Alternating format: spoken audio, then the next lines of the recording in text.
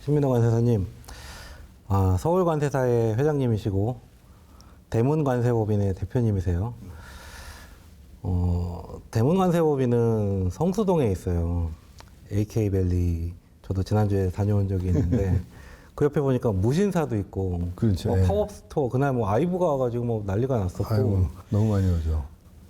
외국인도 굉장히 많고 젊은 분들 많은데 성수동에 이 관세법인이 있다는 게 뭔가 좀 특별한 이유가 있을 것 같아요. 관세법인은 원래 논현동 서울세관 옆이나 인천공항 근처에 그렇죠. 있는데 네. 좀 이유가 있으신가요? 네.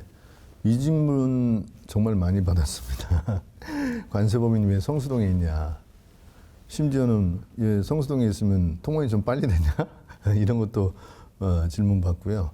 결론부터 말씀드리면 통관이 잘 돼서 성수동에 온 건 아닙니다. 기업들이 성장하는 속도가 제일 빠른 곳이 성수동이라서 왔습니다. 실제로 이런 일이 있었습니다. 성수동에 있는 한 브랜드 대표님이 직원들하고 회의하고 커피 한잔 하시다가 저한테 전화를 하셨어요. 대표님, 다음 시즌부터 미국 직수출료 돌려서 바꾸려고 하는데 관세는 문제 없죠? 라고 이제 질문을 하셨는데, 이게 무슨 뜻이냐면 그 회사가 제품 디자인이나 생산, 마케팅, 준비망 다 결정됐는데 관세는 그 다음에 바로 괜찮겠죠 하고 묻는 겁니다.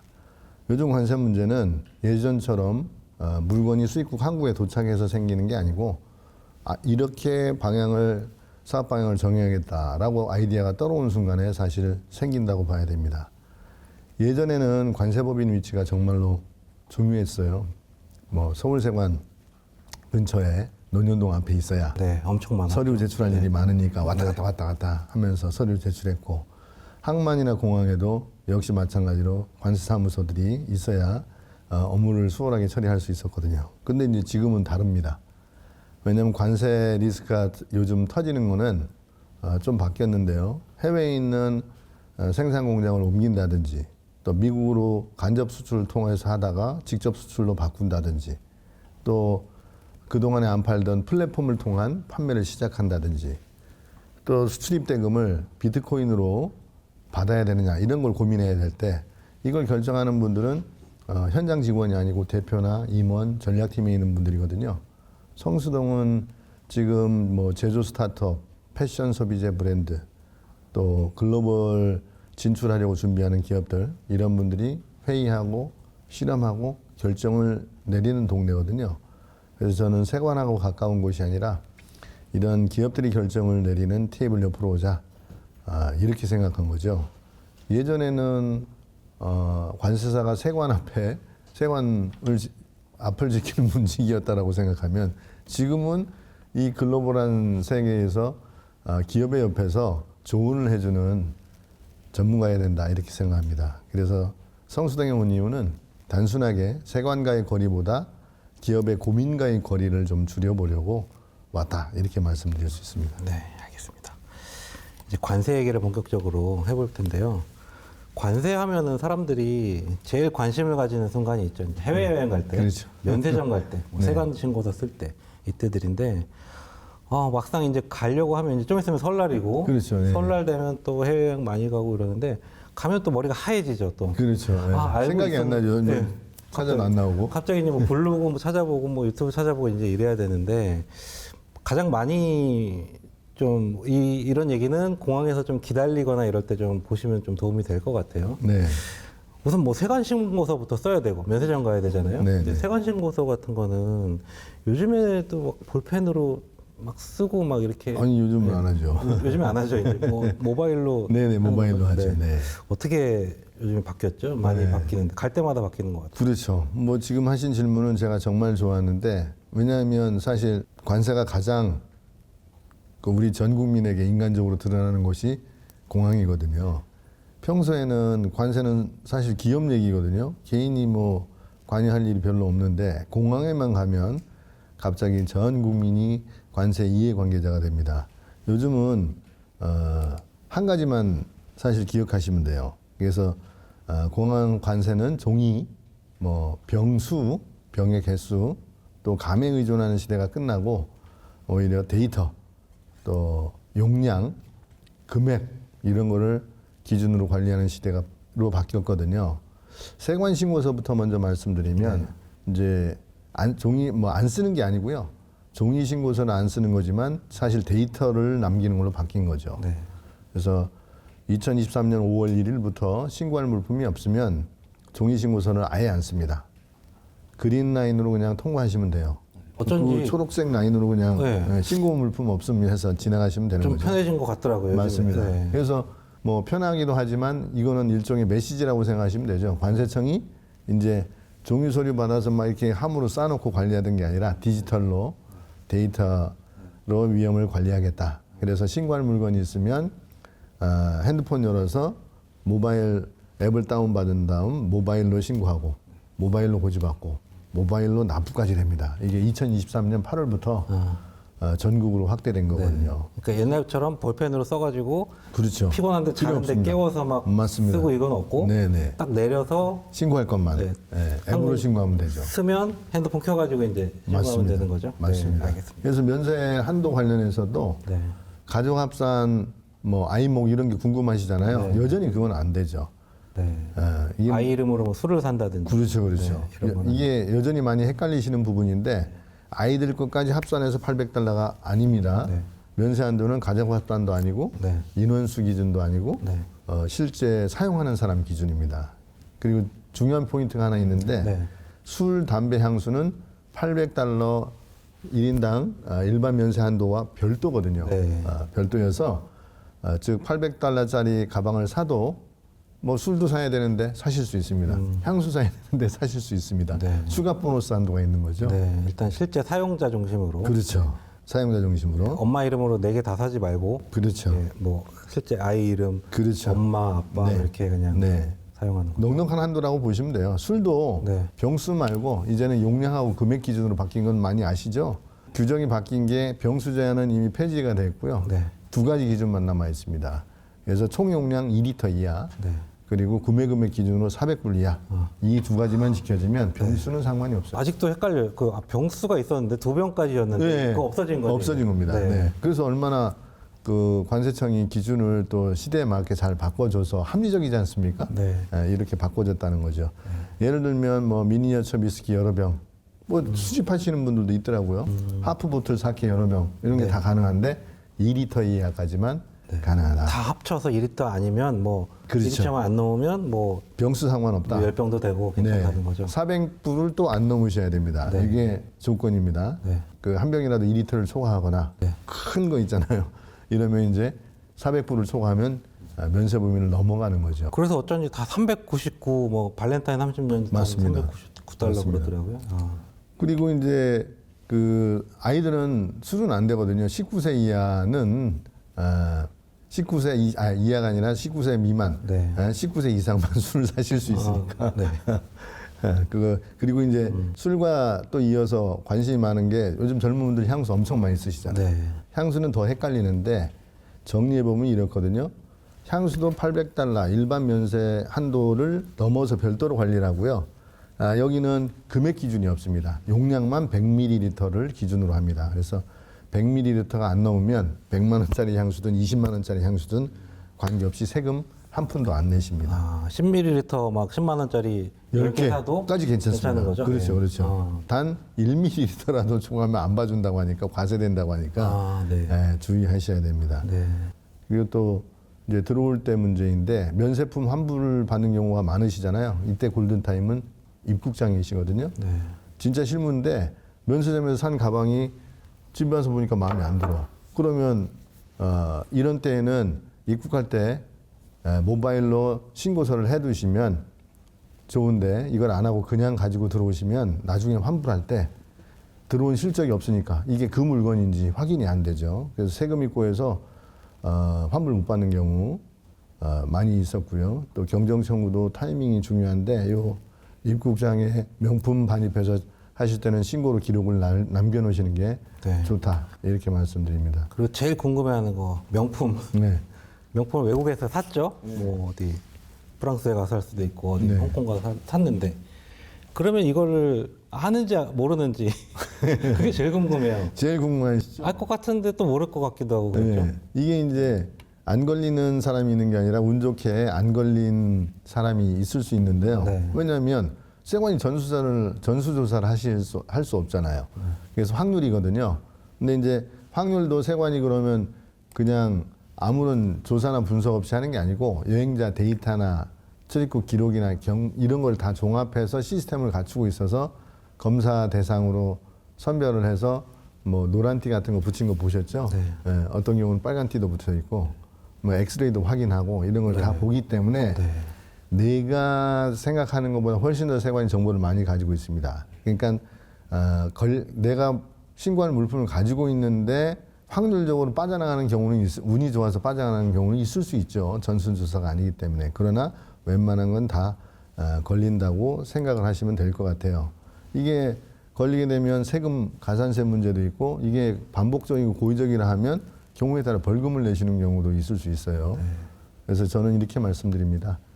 명품은 숨기지 말고 들켰을 때도 떳떳하면 세금 할인도 해주거든요. 30%. 그래서 신고를 하시면 된다. 운에 기대지 말고. 그래서 이제 관세를 한 문장으로 정리해 보면 공항에서는 관세는 사실 우리 국민 여러분들을 벌 주려고 하는 제도는 아니거든요. 정직한 사람은 그냥 빨리 내보내고 또 애매한 사람은 데이터를 가지고 살펴보는 이런 제도이기 때문에 여행은 다녀오실 때 즐거워야지 입국장에서 진땀 뻘뻘 흘리면서 이게 눈치 보면 아니지 않을까요? 네. 그래서 제가 마지막 팁으로 모르면 앱으로 신고를 하시고 애매하거나 헷갈리면 그냥 신고하세요. 네.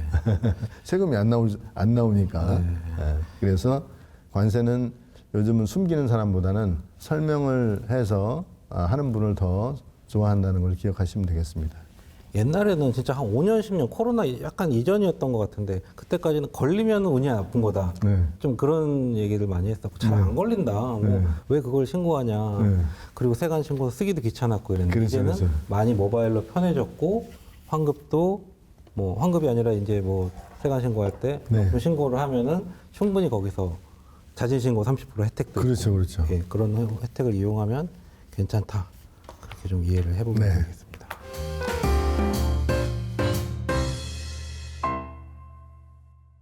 이번에는 해외 직구. 네.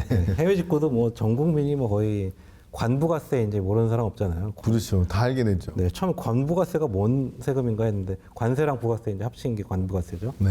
뭐 네이버에 뭐 관부가세 계산기도 있고 막 그러는데 저도 실제로 한번 그런 적이 있어요. 영양제를 샀는데 해외 직구로 좀 필요해서 해외 직구로만 살 수 있는 또 영양제가 있잖아요. 그렇죠. 샀는데 잘못 사가지고 네. 약간 오버가 된 거죠. 영양제 걸려있는 한도를 오버를 했는데 되게 고생했어요. 그때 뭐 반품을 해야 되냐, 뭐 압수가 되는 거냐, 뭐 아니면 뭐 돈을 또 추가로 몰아야 되고 막 그랬었는데 요즘 또 알리템 쪽 해외 직구가 더 많아지고 네. 더 싸지고. 해외 직구 할 때 좀 알아야 되는 요즘 최신 트렌드 네. 그거 좀 설명 좀 부탁드립니다. 네. 우리 그 기자님 질문을 들어보니까 기자님도 한번 당해보셨구나 싶네요. 해외 직구는 처음엔 이게 파격적으로 싸죠. 이 싸게 샀다는 기쁨이 너무 큽니다. 이걸로 시작하는데 끝은 대부분 문자가 날라옵니다. 통관이 보류되었습니다.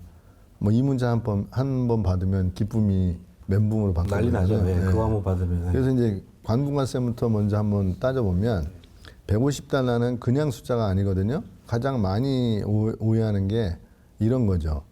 150달러 이하면 무조건 면세 아니에요? 다 무조건 조건 없이 다 면세인 걸로 생각합니다. 근데 그게 아닙니다. 150달러는 조건부로 면세를 해주는 거거든요. 조건이 있어요. 네.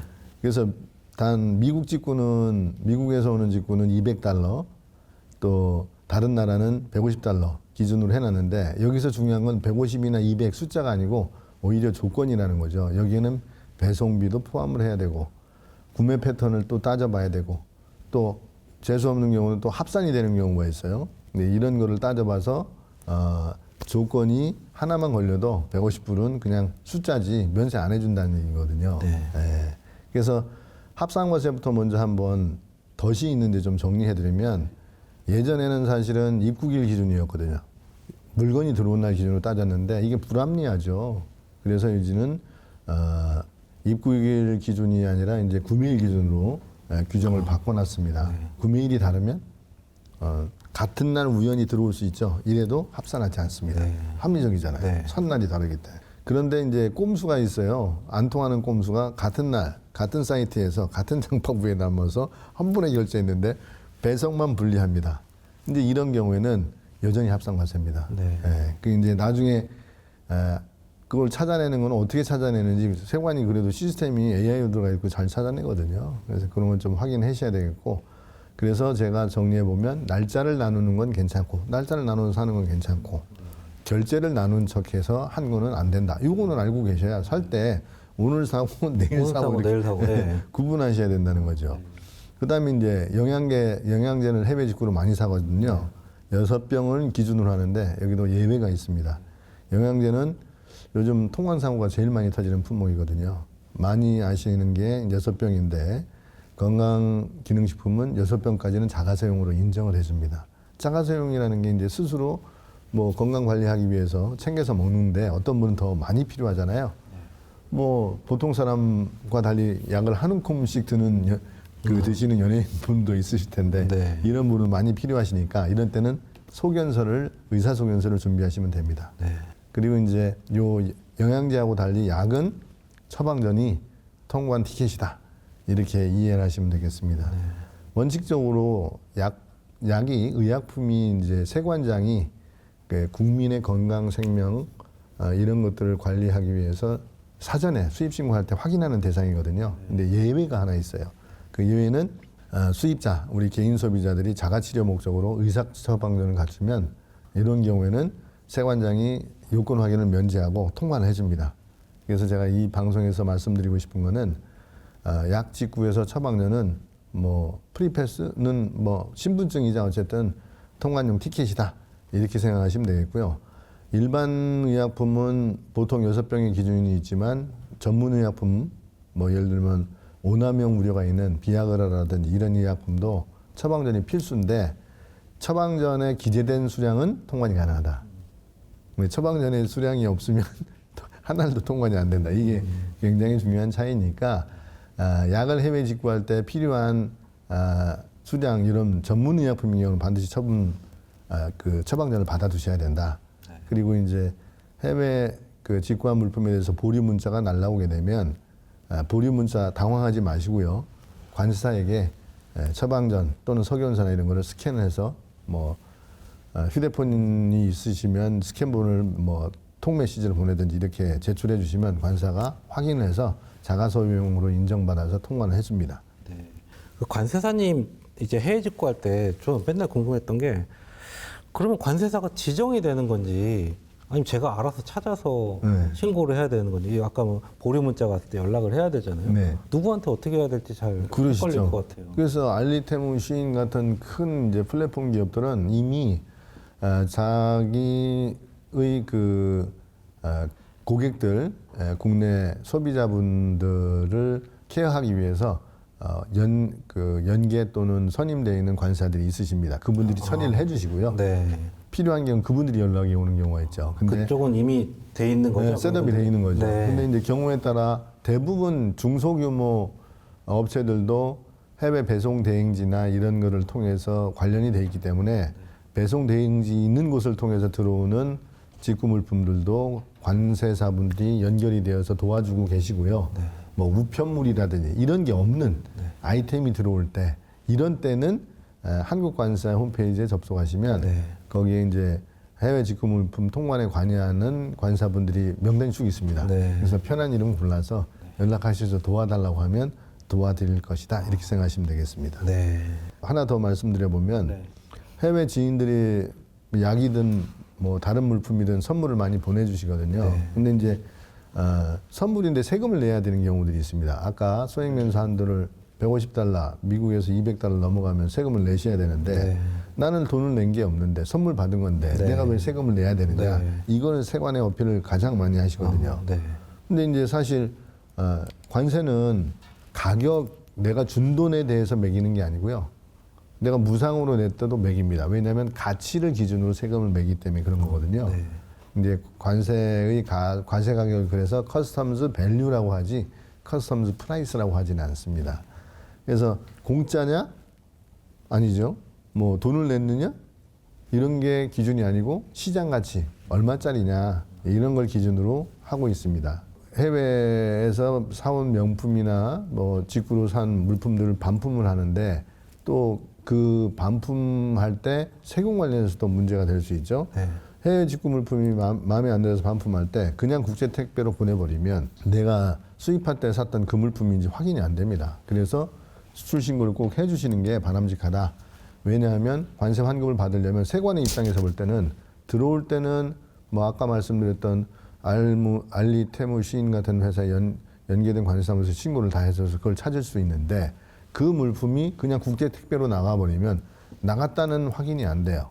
같은 물품인지 모델 규격이나 이런 게 비슷한 게 쓰여져 있어야 될 거 아닙니까? 그래야 그때 냈던 세금이 있다고 하면 돌려받으실 수가 있는데 임의로 그냥 보내버리시면 관세 환급이 안 되기 때문에 꼭 수출 신고 그 도움을 받았던 관세사에게 불편하시더라도 찾아서 연락을 해서 수출 신고를 하셔서 환급을 받는 게 바람직한 방법이다. 관세사님한테 연락하면 잘 받아주나요? 아유, 잘 받아주죠. 네, 바빠서 막 못할 것 같고 막. 아, 그렇게 안 해보셔서 그런데 잘 받아줍니다.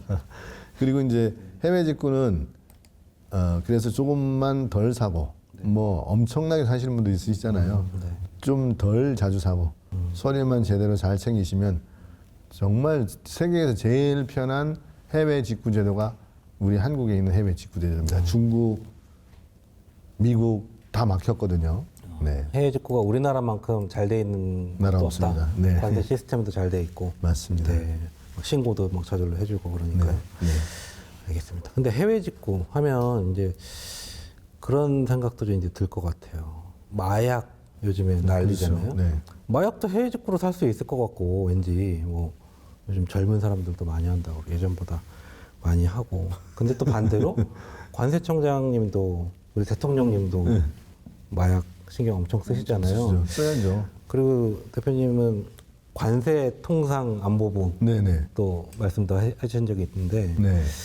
마약 요즘에 지금 어떻게 돌아가고 있는 거죠? 통관이랑 이쪽이요?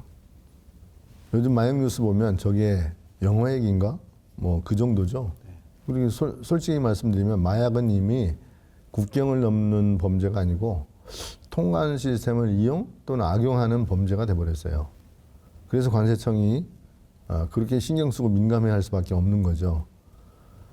마약은 이제 더 이상 몰래 들고 들어오는 물건이 아니고 많은 분들이 아직도 이렇게 생각합니다. 마약은 공항에서 가방 열다가 잡히는 거 아닌가? 이렇게 생각하시는데 사실은 국제 우편물, 또 해외 직구, 소액이면서 빈도가 많은 택배, 심지어 정상화 수입 화물에 섞어가지고 지금 물류 시스템 안으로 들어와 있거든요. 그렇게 섞여서 오면 뭘 다 보진 않을 것 찾기가 같으니까. 힘들죠. 네. 관세청이 힘들고. 네. 그래서 관세청 입장에서는 마약 단속이 형사 문제이면서 동시에 통관이나 물류 데이터의 문제가 된 겁니다. 해외 직구하고 마약이 같은 통로를 쓰고 있다는 거거든요. 이게 지금 현실이고 여기서 많은 분들이 놀라셔요. 마약하고 해외 직구는 이용하는 경로가 거의 똑같습니다. 소액이든 개인이 수취하든 또 빈도가 많든 이런 패턴이 똑같이 마약도 쓰고 있기 때문에 마약 조직도 쓰고 있기 때문에 관세청이 이걸 편리함만으로 보지는 편만으로 그 해외 직구 경로를 볼 수는 없다는 거죠. 왜냐하면 국가의 안전이나 국민의 생명 안전을 위해서 마약 관리를 해야 되는 입장에서 볼 때는 더 까다롭게 할 수밖에 없는 거 아니겠습니까? 그거는 국민들이 좀 불편함을 이해하셔야 될 것 같고요. 그래서 요즘 통관이 더 까다로워졌습니다. 시청자분들께서는 좀 경험이 있는 분이 많이 있으실 것 같아요. 예전엔 바로바로 날라왔었는데 요즘 시간이 늦는 경우가 꽤 많이 생기죠. 갑자기 뭐 건강기능식품인데 성분 같은 자료 내라고 한다든지 이런 게 있을 수 있거든요. 다 마약이 마약 조직이 통관 시스템을 악용해서 지금 운영하고 있기 때문에 그런 거죠. 네. 그래서 그럼 관세청은 어떻게 하느냐? 엑스데이라든지 뭐 AI 판독이라든지 데이터 패턴도 분석하고 또 수취인 이력 분석까지 같이 보고 있어요. 계속 고도화를 시키는 거죠. 제가 관세통상안보부 얘기를 왜 했냐면요. 단순합니다. 관세청이 더 이상 세금만 걷는 조직이 아니거든요. 이미 지금 관세청이 맡고 있는 핵심 역할을 보세요. 직구로 들어오는 마약 잡아야죠. 거기에 섞여 있는 분해된 총기 이런 거 잡아야죠.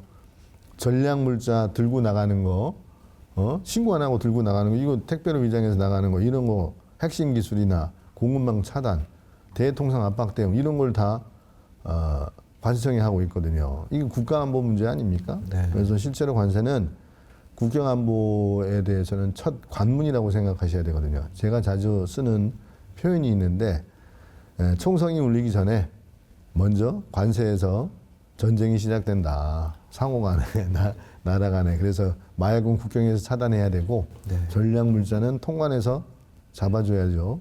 또 공급망, 기업의 공급망은 상대국의 관세를 기준으로 해서 잘 관리를 해줘야 됩니다. 그래서 미국도 그렇고 EU도 그렇고 관세 조직을 통상안보하고 결부시켜서 격상시키고 있습니다. 우리 한국도 이 흐름에서 자유로울 수는 없다고 생각하거든요. 네. 그래서 개인과 기업이 좀 알아셔야 될 중요한 내용은 마약 단속이 강화되니까 불편하죠. 이렇게만 생각하실 게 아니라 통관 기준 자체가 이미 전 세계적으로 바뀌고 있다. 개인은 해외 직구나 국제 우편이나 성분 출처 투명성이 중요하고 기업은 내가 나가는 물품을 보내는 물품에 대한 수출하는 물품의 공급망 검증, 거래 상대에 대한 신뢰, 원산지 물류 추적 이런 거를 스스로 시스템을 구축하지 못하면 마약이 아니라 통관 리스크 자체도 좀 커진다. 네. 이렇게 보셔야 되고요.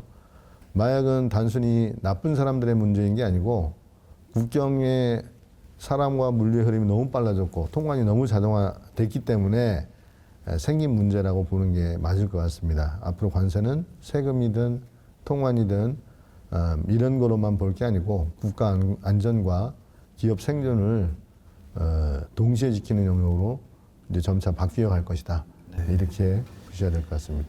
어제 뉴스 보니까 이제 미국 얘기 많이 나오잖아요. 네. 보면 뭐 국가안보부 장관 뭐 이렇게 나오더라고요. 그게 약간 국가안보부. 네, 국가안보부 이렇게 나오고 우리나라는 지금 청 단위 기재부 네. 뭐 재경부죠. 재경부 산하 단체로 뭐 청으로 되어 있는데 이게 이제 부서 단위로 해서 네. 안보부 차원에서 이제 국가들끼리 대응을 해야 특히 마약은 지금 점점 심각해지고 막 그렇죠. 예. 마약에 막 취해서 막 맞습니다. 그런 사회적 문제도 있고 그러니까 그런 부분들은 좀 국민적으로 인식이 해외 직구가 편하지만 마약은 또 그러면 더 싫어하잖아요. 들어오게 되는 이 경로가 또 많아지니까 더 좀 체크를 해야 될 것 같습니다.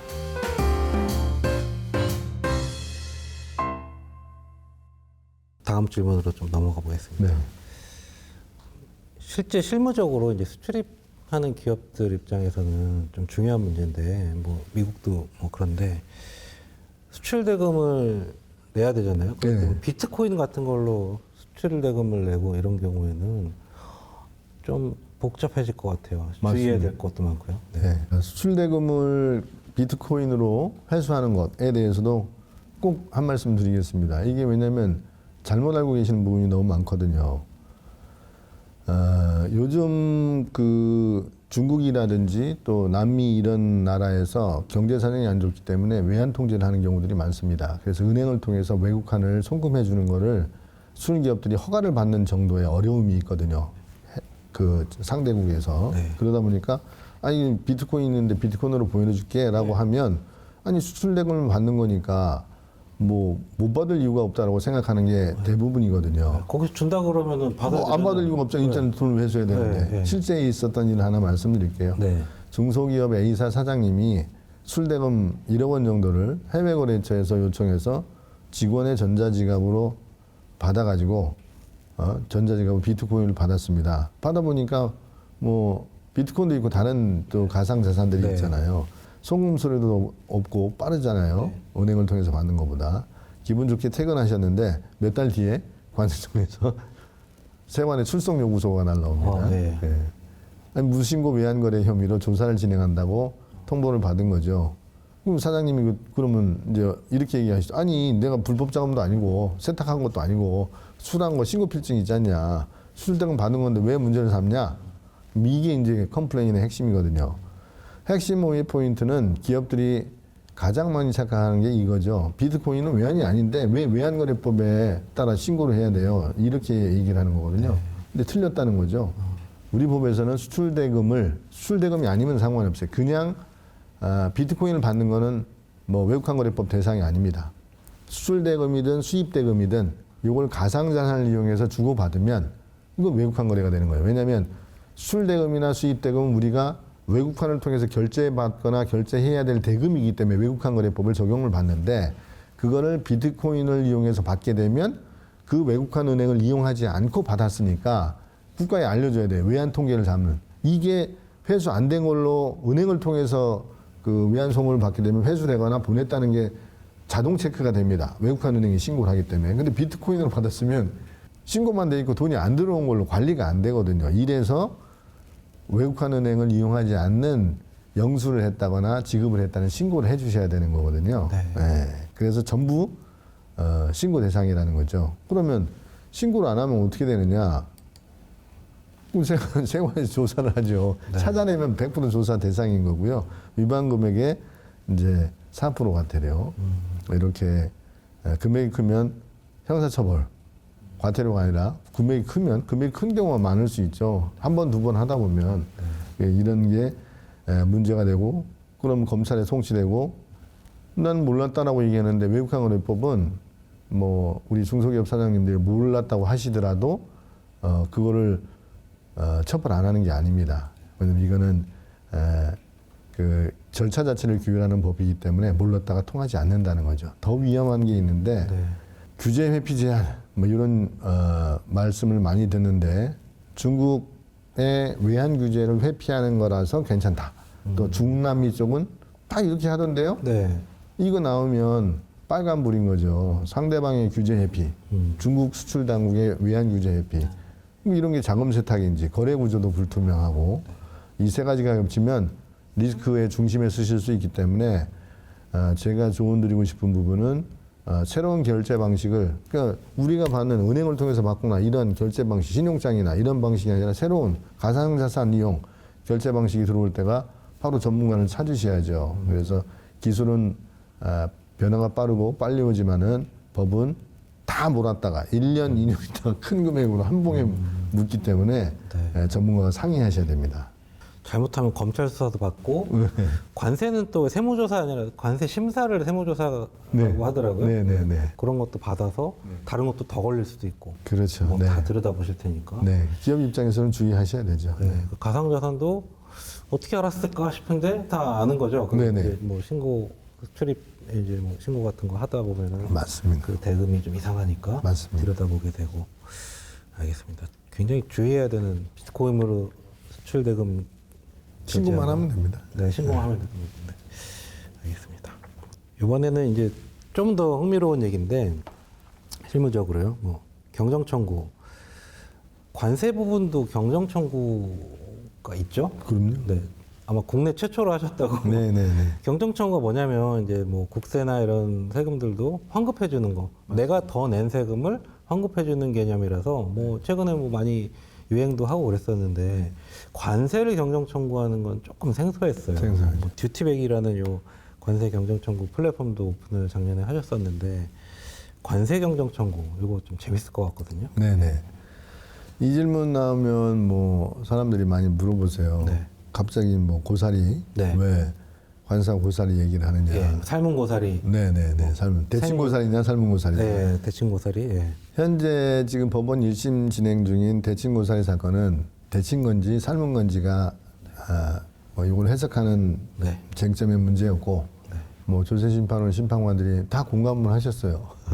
데친 거랑 삶은 거는 엄청 푹 끓인 거고 데친 건 살짝 넣었다 뺀 건가요? 그렇죠. 이제 왜냐면 삶게 되면 사실 그 흐물흐물해져서 뽀독뽀독하지가 않습니다. 데치하지만 뽀독뽀독하거든요. 한국 사람들은 이 만졌을 때 뽀독뽀독한 고사리를 그 다음에 이제 후가공을 해서 뭐 볶아 먹든지 이렇게 해서 이제 음식으로 만들어 드시거든요. 근데 이제 그거를 요게 비닐팩에 포장돼서 들어왔는데 요게 데친 거냐? 공정에는 데친 거라고 돼 있는데 그 데친 공정을 이제 세관이 인정 안 한다는 거거든요. 넌 삶았다.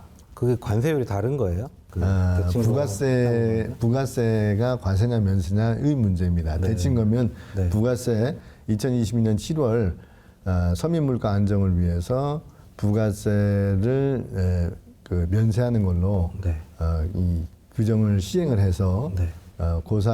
대칭 고사리 수입업자들이 한 1년여 이상 수입을 했거든요. 네. 1년가량 수입을 했는데 네. 세관이 요거는 대체다고 인정할 수 없다. 삶은 거다. 그래서 삶은 거라는 건 가공 단계가 이제 넘어갔다는 거죠. 그래서 부가세 과세다라고 해서 이제 당시에 다 행정 지도를 해서 안내해서 세금을 다 걷었죠.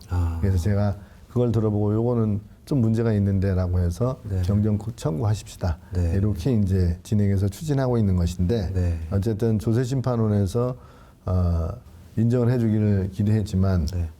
인정이 안 되고 네. 법원으로 가서 다시 또 이제 그 얘기를 가지고 네. 하고 있습니다. 네. 그래서 오늘 관세와 부가세는 해석의 영역이고 끝까지 다툴 수 있다는 상징적 사례로만 이 정도만 언급하고 넘어가겠습니다. 대신 이런 간접세들이 이렇게까지 다시 들여다볼 수 있구나를 보여주는 대표적인 사례를 네. 좀 소개해 드리려고 합니다. 네. 관세 경정 청구는 원래 거의 1990년대까지는 안 하던 제도였습니다. 네. 쉽게 말해서 관세, 부가세, 개소세도 잘못 냈으면 정식 절차로 다시 계산해서 네. 돌려달라라고 요구하는 제도거든요. 근데 예전에는 뭐 분위기가 그랬죠.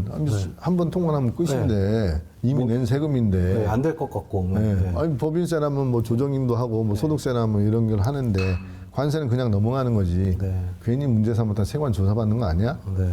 그래서 이제 제도는 있었지만 사실상 네. 잠자고 있었죠. 1990년대 말까지. 네. 근데 이제 두 지백을 만든 이유는 제가 뭐 단순하지만 사실 아주 오래된 경험에서 출발한 거거든요. 그러니까 2001년에 관세 심판만 전문으로 하는 통관 업무를 안 하고 전문으로 하는 남경관세사무소를 제가 처음 열었었습니다. 네. 예. 그래서 제 인생 첫 심판 청구 사건이 있었는데요. 그 사건이 바로 일본산 메달 게임기 개별 소비세. 네. 지금 이제 당시엔 특소세라고 했거든요. 특별 소비세라고 해서 그에 대한 부가처분 취소 사건이 있었습니다. 그래서 당시에 관세청이 이 메달 게임기가 이렇게 크게 돼 있어서 메달이 돌아가면서 메달이 떨어지면 그걸 모아가지고 상품권도 바꾸고 했었거든요. 네. 상품권을 바꾸니까 관세청 조사관이 그걸 보고 이거 사행성 오락인데 라고 생각을 해서 사행성 오락기구 당시에 특별소비세법이 있던 사행성 오락기구로 모아서 무려 30%의 특수세를 부과를 했거든요. 막 카지노 투정기 그렇죠. 투정기. 그런 걸로. 그렇죠. 네. 그걸로 부과한 거죠. 네. 그래서 제가 그 얘기를 듣고 전문을 다 다시 들여다봤습니다. 그래서 특수세법에서 말하는 사행성 오락기라고 하는 건 네. 카지노 투정기 얘기했어요. 네. 그거거든요. 네. 그래서 이제 슬롯 머신 같은 것들 네. 그 카지노에서 쓰는 이걸 전제로 한 것인데 일본산 메달 게임기는 당시에 영상물 게임 등급위원회라는 문화관광부 산하 기관이 있어요. 거기서 등급 심의를 해주거든요. 네. 사행성, 선정성, 폭력성 이런 걸 다 봐서 네. 등급이 안 되면 유통을 못하게 해요. 네. 등급이 안 나오니까 네. 등급이 나오면 성인 이용가, 뭐 15세 이용가 이렇게 해주잖아요. 그것처럼 등급이 나온단 말이죠. 네. 아니 등급이 나오는데 그 무슨 사행성이냐? 사행성이라는 거는 이건 카지노에 쓰는 오락기구만 해당하는 것이다. 그냥 라고- 오락기, 그냥 네. 게임 그렇죠. 오락실에 있는 거 그런 거라고 본 거죠. 그렇게 판단한 거죠. 네. 그래서 제가 이렇게 주장했습니다. 이 게임기는 카지노에 사용하는 사행성 도박기기가 아니라 등급심의, 국가에서 정한 문화관광부의 등급심의를 거친 합법적인 오락기구다. 그래서 결과는 국세심판원, 당시에는 국세심판원이었거든요.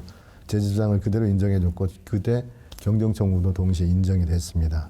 그래서 그게 제가 경험한 관세도 또 개별소비세도 당시에 특별소비세도 틀릴 수 있고 바로 잡을 수 있다를 확신한 첫 순간이었거든요. 그 이후에도 정부에서 환급을 받을 수 그렇죠, 있다. 그렇죠. 네. 그래서 이제 법무부인 율촌, 법무부인 충정 이런 데 근무하면서 여러 분야의 경정청구 사건을 많이 했었거든요. 네. 근데 그 과정에서 늘 당연히 얘기했던 게 하나 있습니다. 법인세, 소득세는 연 단위로 신고를 하잖아요. 그러니까 연단위로 신고하다 보면 몰아서 내니까 잘못 신고할 수 있죠. 그러면 당연히 경정청구해야 되는 게 당연한 거잖아요. 근데 이제 수입 통관할 때 건 단위로 납세 신고를 다 하거든요. 근데 한번 냈는데 이미 종결됐는데 관부과세 그 영역에 오면 공기가 좀 달라지는 거죠. 한 번 내면 끝났는데 끝난 거 아니에요? 이미 통관됐는데 또 괜히 문제 삼았다가 더 불리해지는 게 아닌가 너무 걱정들을 많이 하시더라는 거죠. 그때마다 저는 그런 의문이 들었었어요. 왜 법인세, 소득세는 당연한 권리로 인정되는데 건건이 수입 신고하는 이 관세와 부가세, 개별 소비세만 한 번 내면 끝처럼 취급되냐. 우리 관세법, 부가세법, 개별소비법 다 있잖아요. 해석이 있고 판단이 개입되면 어떻게 완벽합니까? 틀릴 수 있는 거 아닙니까? 저는 1, 2, 3%는 틀릴 수 있다고 봅니다. 신이 아니기 때문에. 그래서 제가 고칠 수 있어야 정상이라고 생각을 했고요. 제안한 관점은 관세를 또 부가세를 개소세를 확정된 숫자로 보지 말자. 확정 안 됐다. 다시 이거 복귀해서 설명해 보면 다시 설명 가능한 결과물로 봐야 된다. 이런 생각에 출발한 게 듀티백입니다. 그래서 듀티백의 철학을 한 문장으로 정리해 보면 관세, 부가세, 개소세는 이제 싸우려고 하는 게 아니고요. 설명을 해서 언제든지 설명을 해도 똑같은 설명을 해서 계산이 합리적이어야 되지 않냐. 그래서 관세와 그 설명이 합리적이면 관세, 부가세는 바뀔 수 있고 그러면 더 낸 돈은 돌아와야 되는 거죠. 2001년도에 그 메달 게임기 사건에서 배운 그 원칙이 지금 제 모든 경정청과 듀티백의 출발점이라고 생각하시면 됩니다. 그러면은 이 기업인들이 뭐 기업 대표님들의 이런 분들이죠. 우리 회사는 관세가 좀 많이 나오는 것 같아, 많이 내는 것 같아. 그럼 한번 진단을 뭐 그럼요. 저희가 무료 진단하고 있죠. 네. 받으면 뭐 환급 받을 게 여기는 좀 있더라. 그렇죠. 분석해드릴 수 있죠. 품목이 네. 좀 이게 잘못 신고가 돼 있더라. 그런 개념인 거죠. 그렇죠. 네. 저희 그래서 거래하는 기업들은 저희가 5년치 신고 내역들을 다 분석을 해서 다른 회사에서 다른 관세 사무소에서 통관하다가 오신 그 거래 기업들도 마찬가지로 다 분석을 해드립니다. 네. 분석을 해서 리스크가 아니라 환급 받을 부분이 있다라고 생각이 들면 그런 부분에 대해서는 무상 진단하고 절차까지 다 밟아서 네. 그리고 받는 돈이 없으면 보수료도 안 받습니다. 그러니까 예를 들면 아까 뭐 고사리처럼 우리 회사는 고사리를 많이 취급하는데 뭐 그러면 그럼요. 그 관세가 부가세가 제대로 된 건지 한번 검토해달라 하면 저희가 나올 거 검토해서 없으면은 뭐 없고 맞습니다. 환급 받을 게 있으면 또 수수료를 내시고. 네, 맞습니다. 그런데 아직도 한 99%의 기업들이 내면 끝이다라는 생각으로 마음을 네. 좀 시간이 더 열리는데 시간이 좀 걸리지 않나, 마음이 열리는데 시간이 걸리지 않나 이렇게 네. 생각하고 있습니다. 하나 더 말씀드려 보면 네. 쿠키에 대해서 경영청구를 저희가 했었는데요. 뭐 쿠키가 무슨 뭐 관세 이슈가 있을까 이렇게 생각하시죠? 과자. 네, 과자. 네.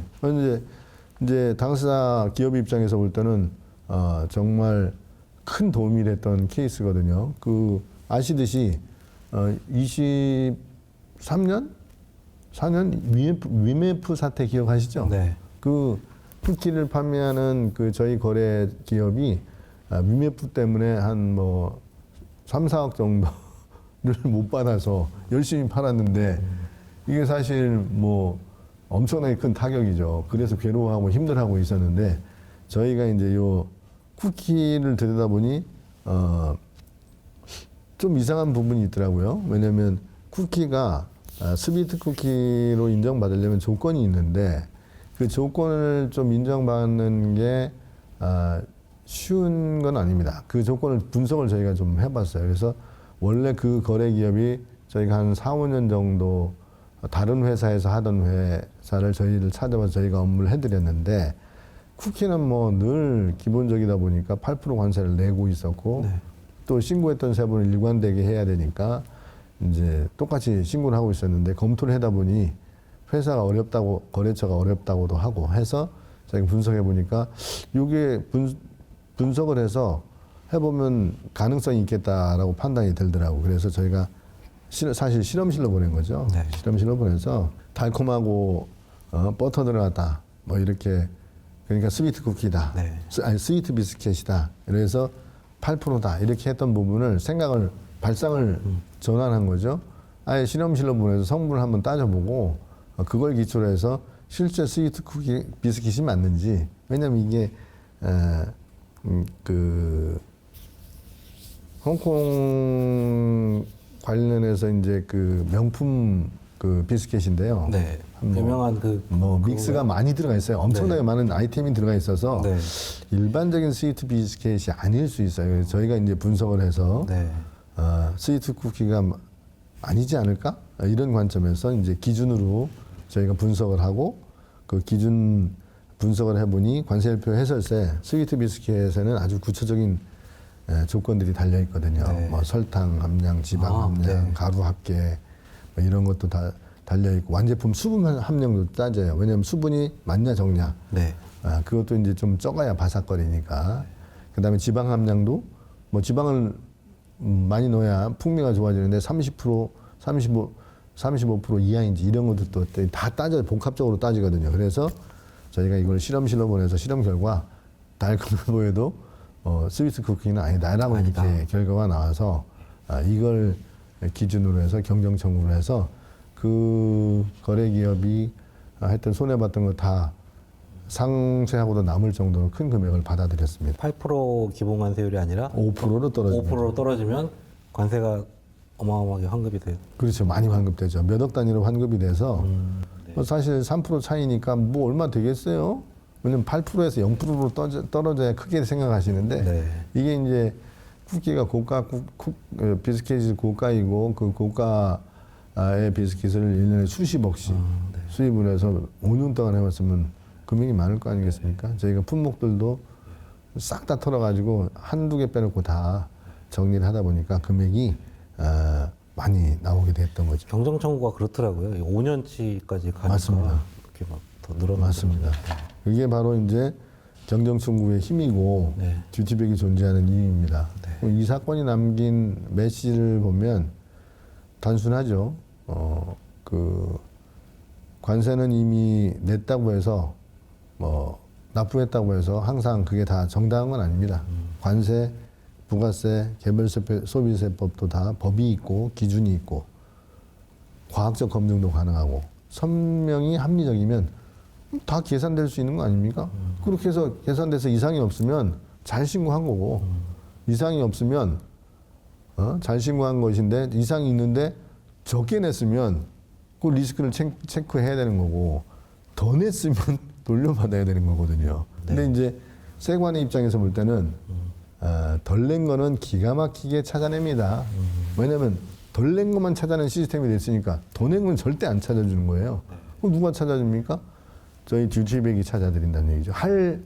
해본 분들이 하는 거기 때문에 듀티백이 검토해서 실제 더 낸 부분이 있느냐 이거는 이렇게 어려운 경제 시기에 최상의 절세는 경정청구다. 최상의 관세, 부가세, 개수세 절세는 경정청구다. 이렇게 네. 말씀드릴 수 있겠습니다.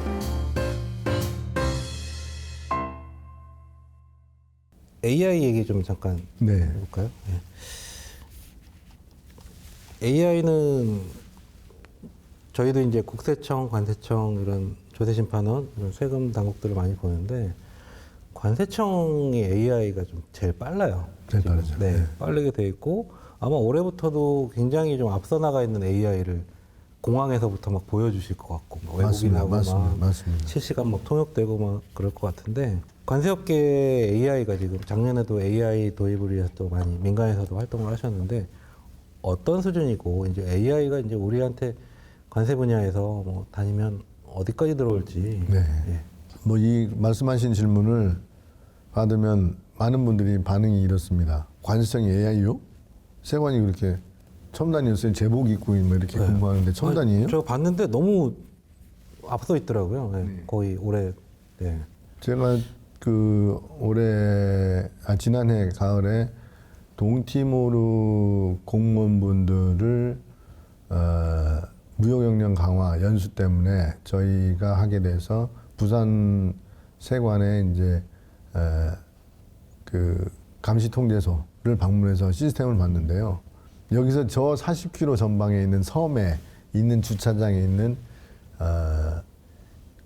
차량의 이 번호판과 얼굴을 식별할 정도의 시스템을 가지고 있습니다.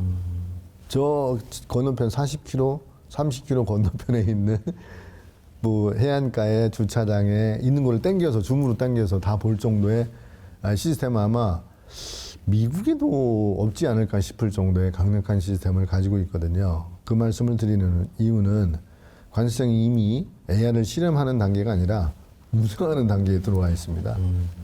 관세는 원래 AI랑 가장 잘 맞는 영역이에요. 네. 왜 그러냐면 관세 업무를 한 줄로 요약해 보면 이거잖아요. 뭐 인보이스, 네. 패킹 리스트, 숫자, 규칙, 수출입 신고서, 뭐 선화증권, 품목 분류 번호, 원산지 데이터. 딱 이게 뭡니까? AI가 제일 좋아하는 데이터들 아니에요? 사람이 보면 진짜 눈이 빠질 정도로 아프지만 AI는 순식간에 읽어서 다 파악할 수 있는 관세율표, 품목율표 데이터잖아요. 네. 그래서 관세청은 AI를 써볼까가 아니라 안 쓰면 안 되는 그 업무 자체 구조가 그렇다는 거죠. 엑스싱크라는 관세청이 AI를 도입을 했는데 대표 사례가 AI 기반 통관 영상 관리 솔루션입니다. 제일 필요할 것 같죠? 네. 이게 아주 상징적인 사례인데요. 이 엑스싱크라는 AI 기반 통관 영상 관리 솔루션은 엑스레이 영상, 그다음에 신고서, 이제 화물 엑스레이 검사를 하지 않습니까? 네. 그리고 수입 신고서에 적힌 품명, 수량, 중량 이런 거를 AI가 실시간으로 대조하는 걸 이미 하고 있다는 얘기거든요. 네. 그래서 예를 들면 영상에 보이는 물건하고 서류에 적힌 물건, 이게 뭐 전부 다를 하는 건 아닌데 검사 대상으로 찍힌 엑스라인 있는 물건을 들어가지 열지 않더라도 이미 신고된 신고 내용과 일치성, 뭐 일치율, 뭐 예를 들어서 컴퓨터라고 신고했는데 컴퓨터인지 아니면 무나 농산물이 들어있는지 이런 거는 확인을 사람이 할 수도 있지만 사람이 하면 정확할 수 있지만 많은 양을 하려면 더 정확하게 볼 수 있는 AI가 더 정확할 수도 있거든요. 그래서 이제부터 그러니까 다 볼 수 있다는 거예요. 더 시스템을 만들었고, 그렇죠. 더 자세하게 볼 수 있는. 숨겨놓은 거, 뭐 마약, 무슨 뭐 그렇죠. 물품, 컨테이너에 있는 거 이거 더 이제 오래 자세히 맞습니다. 들여다본다는 거죠. 그래서 생각을 바꿔야 될 것 같아요. 이렇게 네. AI가 기능이 그거지 않습니까? 이런 확률을 알려주면 사람이 보고 판단할 때 너 AI의 판단도 그래? 내가 볼 때도 그런데? 그러면 이제 계장 검사를 하는 거죠. 네. 이렇게 해서 계장을 이제 열어서 네. 끄집어내서 확인한다는 거죠. 아니면 이제 일수일이 높으면 패스하고 이게 벌써 예. 관세청이 하고 있는 시스템입니다. 그 기내용 뭐죠? 그 보조 배터리도 그렇게 잘 알더라고요. 그렇게 찾아내죠. 열지도 왜냐면 않았는데, 네. 네. 그런 부분에 거기까지는 아직 도입이 안 됐지만 AI를 도입을 하면 이제 사람이 봐도 금방 찾는데 네. AI가 탁탁 찍어내서 찾아내는 시스템이 도입이 되면 이제 앞으로 그런 부분은 규정대로만 하면 문제가 전혀 없다라는 것을 더 체감하게 되실 겁니다. 네. 마약 총기 같은 고위험 물품이 의심되면 AI가 알람을 먼저 울려주는 거죠. 예전엔 중심축이 사람이었다면 지금은 AI가 먼저 리뷰를 해서 검토를 해보고 위험을 찍어서 추천해주는 이런 구조인 거죠. 네. 또 실제로 AI를 이용해서 관세 행정에서는 자동화 수준이 아니고 이미 성과가 나고 있습니다. 이게 이제 단순히 시스템만 바뀐 게 아니고요. 관세청에서 파이썬이라고 하는 이제 뭐 코딩 프로그램이라고 보시면 되는데 이걸 하시는 공무원분들이 많으세요. 그래서 그걸 기반으로 해서 분석 모델을 만들고 RPA라고 하는 로보틱 프로세스 오토메이션이라는 업무 자동화가 있거든요. 이걸 연결을 해서 세관 공무원분이 이걸 실제로 써서 우범자를 분석하는 시간을 98% 단축했답니다. 네. 그 결과 대규모 실제 성과가 있었어요. 마약류 적발까지도 있었던 거고요. 제가 지금 관세청에서 다 확인한 사항입니다. 더 나아가서 원산지 위험 분석, 또 우회로 수입하는 가능성 이런 진단을 생성형 AI가 보고서 초안까지 만들어주는 단계로 이미 가고 있습니다. 그 관세사님들도 작년이었죠. 저희 많이 모인 자리가 있었는데 AI 관심 많으시더라고요. 많죠. 네. 제일 많으실 거예요. 예, 어르신들도 막 다 오셔가지고 관세법인 대표님들도 오시고 어떤 수준이시죠? 그러니까 이제 사실 AI 관련해서 관세 대체하는 거 아니에요? 이게 사실 우리가 다 하면은 관세할 필요 없다. 영감님, 관세사님들 이렇게 이제 회원이시고 하니까 걱정하시는 거 들어보면 이제 뭐 AI가 대체해서 하다 보면 우리도 없어지는 거 아닌가라는 걱정을 상당히 좀 많이 하시거든요. 네. 근데 이제 제가 복길에서 보면 25년 전 상황하고 비슷해요. 네. 왜? 한칠레 FTA 체결할 때 2004년 체결했거든요. 네. 2002년, 2003년 이때 FTA가 뭔지 모르니까 FTA 체결하면 관세가 다 끝났어요. 그때 수업을 포기한 시험 공부를 안 하신 분도 있어요. 관세가 없어지니까. 관세 없어지니까 관세가 끝났다라고. 그래서 제가 그때 얘기했던 게 아니 관세가 없어지는 게 아니고 관세가 없어지면 있는 모두 다 FTA를 받는 게 아니니까 FTA 물품하고 아닌 물품을 구분 관리하려면 더 힘들다. 관세 일은 늘어날 수밖에 없다는 게 제 지론이었거든요. 뭐 안 믿고 공부 안 하신 분들도 있죠. 그러나 실제로 어떻게 됐습니까? 2004년, 5년 무역량이 2000년에 비해서 3배, 4배 늘어났습니다. 업무량도 관사 업무량도 당시에 제 기억에 한 뭐 이런 거 공개해도 되나 모르겠습니다만 그 당시에 보수료 수준이 지금 3배 수준이거든요. 네. 늘어난 건 맞는 거거든요. 네. 관사도 그 당시에 뭐 600명, 500명 이랬던 관사가 지금 2,300명입니다. 2,200명. 이렇게 늘어나는 거는 당연히 맞는 거죠. 그래서 이런 사례를 비춰보면 참고하실 수 있을 거라 생각이 들어요. AI도 AI도 관세를, 맞습니다. 관세사를. AI는 관사를 없애지 않습니다. 저는 그렇게 확신합니다. 네. 대신 설명 못하는 관사를 없앨 거다. 즉 그냥 지금 반복되게 신고 업무만 하시는 관사분들은 영향이 있을 수 있어요. 영향이 없다고 제가 말씀 못 드리죠. 그분들도 다 살아난다가 남는다고는 말씀을 못 드리지만 왜냐하면 AI는 반복되는 업무나 품목 분류 네. 이거 너무 잘합니다. 네. 왜 하지만 남는 게 뭐냐면 왜 이 품목이지? 왜 이걸로 가야 되는 거지? 뭐 이유는 찾아주긴 하죠. 그다음 왜 이런 구조로 가면 위험한 거야? 네. 이렇게 했을 때 이런 부분을 누가 사람이 판단해서 정확하게 정리를 해줘야 되는 게 이거는 아직도 논리의 영역인 거고요. 관세의 논리는 단순한 서류 대행이 아니라 더 복잡한 논리가 서류 대행 수출입 신고에 대한 부분은 아주 기본적인 뭐 10%, 20% 수준에 불구하고 그걸로 해소되지 않는 다른 논리가 더욱 더 많은 분야라는 거죠. 그래서 AI의 품목분류 정확도 90% 이상이다. 네. 이미 그 90%라는 건 10%는 어떻게 하느냐 의 문제가 있는 거잖아요. 90%는 AI가 처리하더라도 10%든 5%든 가장 핵심적이고 가장 기업의 사활이 걸린 부분은 AI가 못한다는 얘기예요. AI가 100을 낼 수는 없어요. 그건 언제까지나 이거는 10년, 20년의 문제라고 저는 철학적인 문제라고 생각합니다. 그래서 이거는 사람이 관사가 직접 책임지고 설명해야 되는 부분이에요. 그 판단은 확신을 가진 전문가가 하는 거지 AI는 보조를 해줄 뿐입니다. 그래서 관사의 역할이 이제 손으로 치는 옛날에 이렇게만 해도 먹고 살았던 이런 시대에서 세관이나 기업이나 타국 세관이나 타국 국가 정부에 이제 설명을 해줘야 되는 이런 사람으로 바뀐다는 뜻인 거죠. 마지막 질문으로 좀 넘어가겠습니다. 그 과세자료 일괄 제출제도 작년 9월부터 시행이 됐고 네. 이게 약간 세무업계에 있는 성실신고 확인제랑 좀 비슷한 건데 비슷하죠, 예. 관세사님이 확인해서 세관 당국에다 네. 확인해 주시는 제조. 이게 굉장히 중요하다고 네, 기업인들한테요. 예. 그렇죠. 이게 지금 사실 작년 9월 25년 9월 1일부터 시작이 되어서 네. 관세자료 일괄 제출 제도가 현장에서 관사분들이 부담스럽다. 기업도 이게 안 내던 20년, 30년 동안 안 내던 자료를 왜 내라는 거냐 도대체. 인보이스 패킹리스트도 있으면 되지. 관세자를 왜 내야 되느냐 이제 컴플레인 하는 기업들도 많은데요. 네. 이거는 사실 어쩔 수 없는 대세라고 봅니다. 왜냐하면 과거 인보이스 패킹리스트에 있는 정보만으로 되었던 것이 그것만 보고 했던 시절의 무역량에 비해서 4배, 5배 엄청나게 많은 무역량이 늘어난 상태고요. 이거를 세관에서 확인하려면 그 밑바닥에 있는 자료의 정확성을 확인할 수밖에 없고 그래서 과세자료 일괄 제출 제도를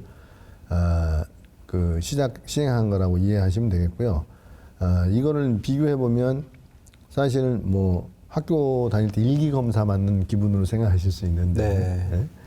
이게 이제 내가 이렇게 자료 제출해 놓은 거 막 제출하시는 분도 있어요. 네. 그리고 지금 관세청의 세관의 입장에서 볼 때는 아직 그냥 자료만 받고 있을 뿐이지 사실 분석 시작 안 한 거라고 보시면 됩니다. 네. 이제 받고 있는 거죠. 나중에 그렇죠. 보려고. 예. 이제 분석은 사실은 자료만 모이면 언제든지 다 해볼 수 있는 건데 유니패스 시스템에 다 올라 있고 네. 그게 어려운 일이어서 안 하겠습니까? 당연히 할 수 있는 건데 지금 제도에 참여를 많이 하도록 네. 성실한 자료를 내도록 하는 거고 이걸 낼 때 아무 자료나 내시면 안 되는 거고 이거를 1년에 한 번씩 자료를 내도록 되고 있기 때문에 뭐 가격이라든지 또 계약 구조라든지 거래 조건이라든지 특수 관계가 있는지 이런 것들을 챙겨서 내라고 준비를 해놓은 거고 요청을 하는 거거든요. 지금 9월에 시작했으니까 1월에 한번 처음 낸 거예요? 네. 또 9월에 시작해서 네. 했고 1월에 이제 지난달까지 해서 또 1년에 한 번 네. 첫 거래처별로 첫 수입권의 과세 자료를 또 업데이트해서 또 넣고 네. 그리고 또 이렇게 가겠죠. 그리고 중간중간에 새로운 거래처가 생겨서 새로운 거래처로부터 물건을 수입하게 되면 또 거기에도 그 가격 자료나 관련 자료를 준비해서 내고 이렇게 진행을 하면서 네. 1, 2년 정착이 되면 그때부터는 아까 말씀드렸듯이 관세청이 가장 AI 활용에 앞선 정부기관이다. 그냥 이렇게 숨을 데가 별로 없죠. 이제는요? 그러니까 네. 현실적으로 보면 관세청 조사관들이 나올 때 미리 자료를 확보해서 분석을 더 풍부하게 하기 위한 측면도 사실 있는 거고 네. 그래서 거기에 이상한 자료, 말도 안 되는 자료 이런 거를 넣어도 아무도 지적을 안 하는데라고 해서 막 넣는 네. 기업들이 있습니다. 그거는 제가 볼 때는 좀 자신의 발등을 찍는 결과가 나중에 될 수 있기 때문에 지금이라도 성실하게 대응할 수 있는 관세사와 상의해서 정리를 깔끔하게 리스크를 자료를 내는 순간 그거에 대한 리스크를 설명할 수 있고 정리해 줄 수 있는 관세사하고 일을 하셔야지 하던 대로 하시면 굉장히 좀 걱정스러운 일을 맞을 수 있다 이렇게 생각이 듭니다. 그래서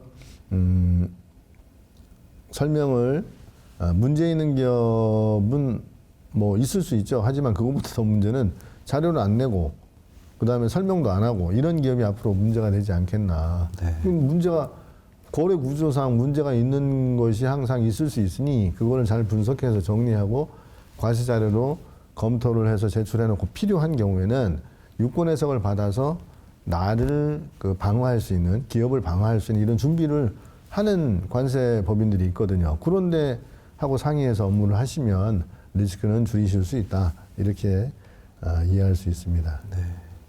예, 오늘은 여기까지 듣겠습니다. 네, 아주 감사합니다. 대표님 오늘 말씀 감사합니다. 네.